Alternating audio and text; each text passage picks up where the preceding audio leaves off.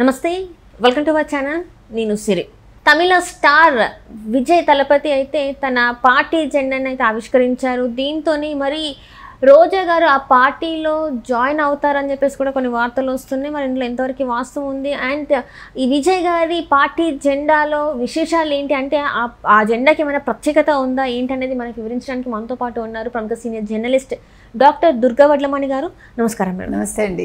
మనం ఇప్పుడు చూస్తుంటే కొన్ని అంటే తమిళ్ సూపర్ స్టార్ అనే విజయ్ తలపతి గారు అయితే తన పార్టీ జెండాను అయితే ఆవిష్కరించారు. ఆ పార్టీ ఎలా ఉంది ఏంటి అని మాట్లాడుకున్న టైంలోనే రోజా గారి పేరు కూడా ప్రస్తావన వచ్చింది. ఏంటంటే రోజా గారు విజయ్ గారి పార్టీలో జాయిన్ అవుతున్నట్టు కూడా మరి వార్తలు వస్తున్నాయి. ఇందులో ఎంతవరకు వాస్తవం ఉందంటారు? మరి ముందు అసలు ఇవాళ విజయ్ ఎవరైతే ఉన్నారో విజయ్ దళపతి తమిళ్ స్టార్, ఆయన పార్టీ జెండాను ఆవిష్కరించారు.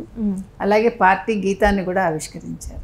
పన్నయార్ అని ఒక పార్టీ కార్యాలయంలో ఆయన తన తల్లిదండ్రులు, మద్దతుదారులు ఇంకా చాలామంది సమక్షంలో వీటిని ఆవిష్కరించారు. అయితే ఈ జెండా ప్రత్యేకత ఏంటి? 2 ఏనుగులు మధ్యలో ఒక ఫ్లవర్ ఉంది, ఒక పువ్వు.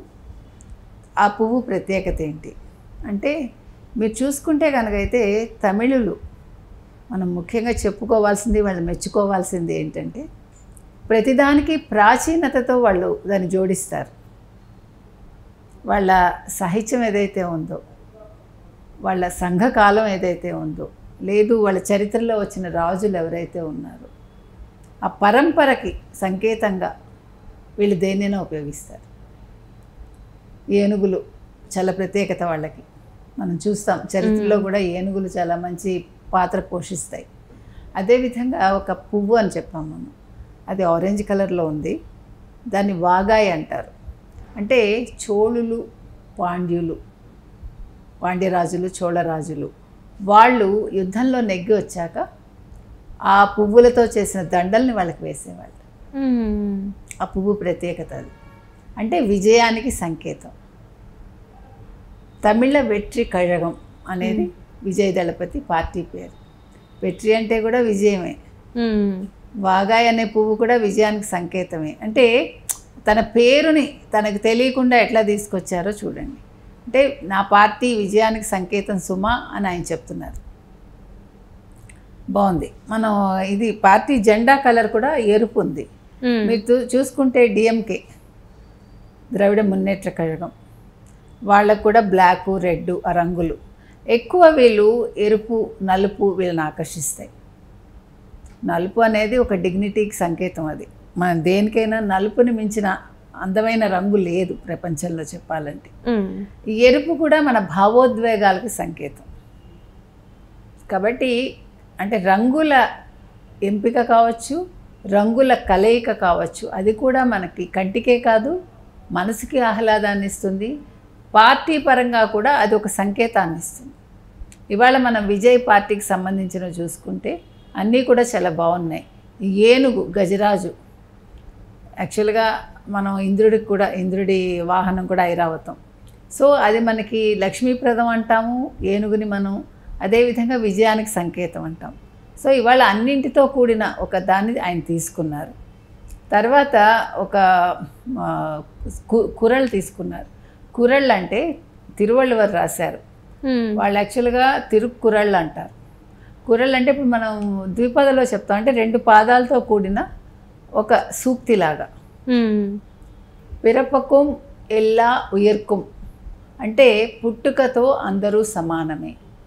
అంటే దీని ఉద్దేశం ఏంటంటే ఈ కురళ్ళని తీసుకోవటంలో తిరుక్కురల్ 1వ శతాబ్దికి చెందిన ఆయన అంటారు. తిరువళ్ళువారు రాశారు తిరుక్కురల్ అది. సో దీంట్లో ఈయన తీసుకున్న ఈ సూక్తికి అర్థం ఏంటంటే పుట్టుకతో అందరూ సమానం. అంటే నా పార్టీలో కుల, మత, పేద, గొప్ప అనే తారతమ్యం లేదు, అందరూ సమానమే అని చెప్పేదానికి అంటే సంకేతంగా ఆయన ఈ సూక్తిని తీసుకున్నారు అని మనకు అర్థమవుతుంది. సో ఇవాళ విజయ్ దళపతి ఏదైతే పార్టీ పెట్టారో ఈ పార్టీని ఆయన చాలా అంటే అడుగు ఆచితూచి వేస్తున్నాడు. ఆయన చాలా ఆలోచించి వేస్తున్నాడు. ఆయన ఇప్పుడు లాస్ట్ సినిమా మన గోట్ వస్తుంది, అది ఆ గోట్కి ముందు అంటే ఇదే చివరి సినిమా అన్నట్టుగా ఆయన చెప్తున్నారు. మేబీ ఈ 2 ఏళ్ళు ఆయన పని చేయకపోవచ్చు, సినిమాల్లో నేను ఇప్పుడు పని చేయను అన్నారు. ఇక్కడ పవన్ కళ్యాణ్ కూడా అదే చెప్పారు కదా. సో అంటే తను ఒక లాంగ్ ఇదిలో వెళ్ళాలి రాజకీయాల్లోకి అని అనుకున్నారేమో. మీరు చూసుకుంటే కనుకైతే ఇప్పుడు డిఎంకే తర్వాత ఒక వ్యాక్యూమ్ ఉంది. డిఎంకేకి సరైన నాయకుడు లేడు.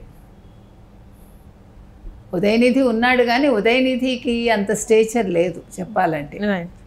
సో ఇప్పుడు విజయ్ దళపతికి ఒక మంచి ఫాలోయింగ్ ఉంది, మంచి పేరుంది, చాలా ఫ్యాన్ ఫాలోయింగ్ ఆయనకి ఎక్కువ. సో రాజకీయాల్లో కూడా నేను ఒక ఒరవడిని సృష్టించగలను, నేను ఒక కొత్తదనాన్ని తీసుకురాగలను అని విజయ్ అనుకుంటున్నట్టున్నారు. కాబట్టి 26 ఎలక్షన్స్ వరకు నేను పోటీ చేయను అన్నారు ఆయన. సో ఈలోగా పార్టీని బలోపేతం చేసుకుంటూ, నియోజకవర్గాల్లో పార్టీని పటిష్టం చేసుకుంటూ ముందుకు వెళ్ళాలి అనే ఒక ఆలోచనలో ఉన్నారు ఆయన. సో 26 ఎన్నికల్లో తమిళ వెట్రి కழகம் ఏదైతే ఉందో అది తప్పకుండా విజయం సాధిస్తుందా, విజయ్ దళపతి ముఖ్యమంత్రి అవుతాడా అనేది మనం వేచి చూడాలి. మరోపక్క ఇందాక మీరు అన్నారు రోజా జాయిన్ అవుతారా ఈ పార్టీలో. గతంలో కూడా మనం మాట్లాడుకున్నాం. ఎందుకంటే రోజాకి చాలా ప్లస్లు చాలా ఉన్నాయి, అట్ ద సేమ్ టైం మైనస్లు కూడా ఉన్నాయి ఆవిడకి. ఒకటి, ఆవిడ తమిళ ఇండస్ట్రీలో పనిచేశారు, తమిళ వ్యక్తిని పెళ్లి చేసుకున్నారు, తర్వాత తమిళనాడులో ఉన్నారు మద్రాసులో. సో ఆవిడకి మంచి తమిళ్ కూడా వచ్చు, అది ఒక ప్లస్ పాయింట్.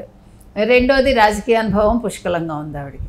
ఒకప్పుడు రోజా చాలా మంచి వ్యక్తిగానే పేరు తెచ్చుకున్నారు. ఎప్పుడైతే వైసీపీలోకి వచ్చారో ఆవిడ తన పంథా మార్చుకున్నారు, బాగా సంపాదించుకున్నారు, మనిషి అవినీతి సంపాదన అని విన్నాం మనం. తర్వాత ప్రతి వాళ్ళని, అంటే ముఖ్యంగా చంద్రబాబు నాయుడు కావచ్చు, జగన్మోహన్ రెడ్డి కావచ్చు, లేదు లోకేష్ కావచ్చు, ఆవిడ చాలా మాటలు అంది.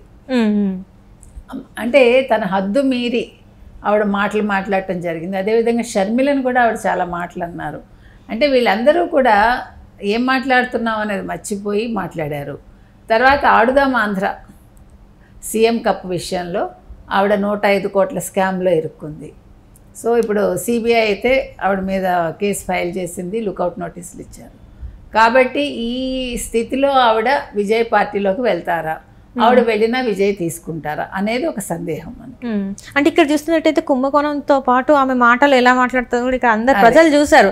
సో దీంతో ఆమె రాజకీయ భవిష్యత్తే ఇక్కడ ఏపీలో కొంచెం ప్రశ్నార్థకంగా మారింది. మరి ఇక్కడ ఇలా చేసిన ఆమె మళ్ళీ అక్కడికి వెళ్తే మరి ఎలాంటి చేంజ్ చేసుకుంటారా, లేకపోతే అదేలాగా ఉంటారా అనేది కూడా ఒక డౌట్ ఉంది. చేంజ్ అయ్యే అవకాశం ఉందంటారా? మరి అవి తీరాలి. ఎందుకంటే తమిళనాడులో రాజకీయాలు ఎలా ఉంటాయంటే, మీరు వాళ్ళ స్పీచెస్ వింటే చాలా బాగుంటాయి, వాళ్ళు చాలా అద్భుతంగా ప్రసంగిస్తారు.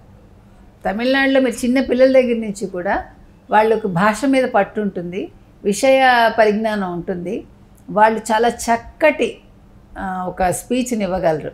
ఆరేషన్ అంటాం చూడండి, మంచి ఆరేటర్స్ వాళ్ళు పట్టిమండ్రాలని చాలా చక్కటి వాదోపవాదాలు అవన్నీ నిర్వహిస్తారు వాళ్ళు.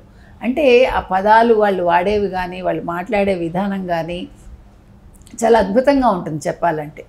అది మనకి ఇంకెవరికి లేదు. అది మనం ఎంత మంచి తెలుగు మాట్లాడినా, ఎంత వాగ్దాటి ఉన్నా తమిళ స్పీచెస్ ముందు మనం వెలవెలబోతాం, మనం ఒప్పుకొని తీరాలి. అది అంటే తెలుగు భాష చాలా అద్భుతమైందే, కానీ వాళ్ళతో ఈ విషయంలో మాత్రం పోటీ పడడం కష్టం.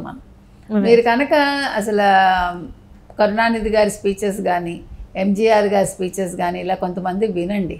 అంటే ఒక పన్ అంటాం మనం, వాళ్ళు సెటైర్స్ వేసింది కూడా చాలా అందంగా ఉంటుంది. అది ఆ భాషకు ఉండే గొప్పతనమో లేకపోతే వాళ్ళు వాడే పదాలో నాకు తెలియదండి, బట్ అది మాత్రం ఉంటుంది. కాబట్టి రోజా తన పంథాన్ని మార్చుకోవాలి, ఆవిడ తన మాట్లాడే విధానాన్ని మార్చుకోవాలి, లేకపోతే తమిళ ప్రజలు అంగీకరించరు. అయితే ఆవిడకి మంచి వాగ్దాటి ఉంది, ఆవిడకి కూడా అదేమీ మన సందేహం లేదు. మనకి జయప్రద గారికి ఉంది, ఈవిడికి ఉంది. అంటే సినిమాల్లో ఉండి పొలిటీషియన్స్గా మారినప్పటికీ వీళ్ళు చాలా చక్కగా మాట్లాడతారు, అది అందరం ఒప్పుకోవాల్సిన విషయం అది. కాబట్టి ఆ రకంగా చూసుకుంటే రోజా భాష వరకు ఆవిడ మార్చుకోవాలి. తర్వాత మరి ఆవిడ మీద కేసులు ఉన్నాయి కాబట్టి మరి ఎంతవరకు విజయ్ దళపతి యాక్సెప్ట్ చేస్తాడో మనకు తెలియదు. ఏది ఏమైనా తమిళ వెట్రి కழகம் అనేది తప్పకుండా రానున్న ఎన్నికల్లో విజయం సాధిస్తుందని భావిద్దాం. Right ma'am, thank you so much.